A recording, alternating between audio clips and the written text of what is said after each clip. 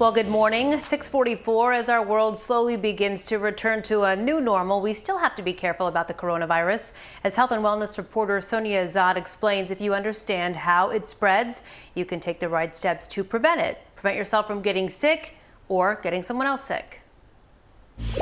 You can catch the coronavirus from a contaminated surface or from being too close to another person.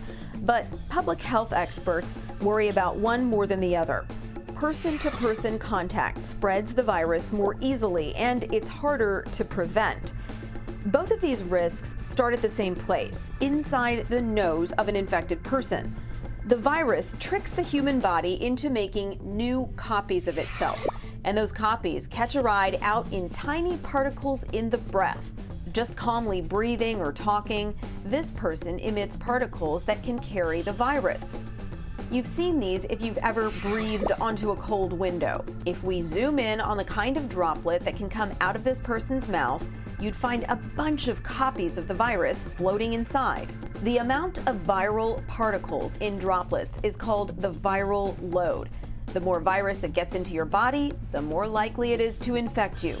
Contaminated droplets like this one can scatter all over the place in a sneeze, but for you to get infected from touching stuff, a lot has to go wrong. You'd have to touch it as soon as the virus hasn't died, which can be hours or as much as a few days depending on the type of surface. Then you'd have to touch your own face somewhere specific and let the copies of the virus in. But you also have a second chance to wash your hands with soap and water or sanitize before that happens. But you get no second chances with person-to-person spread. If droplets come out and you're close enough and they get in, that's the ball game.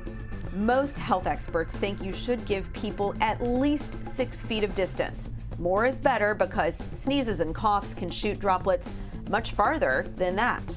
You can also help nip this risk by leaving your house prepared. Face coverings can help to trap those droplets so they don't reach other people. With your health check, I'm Sonia Azad.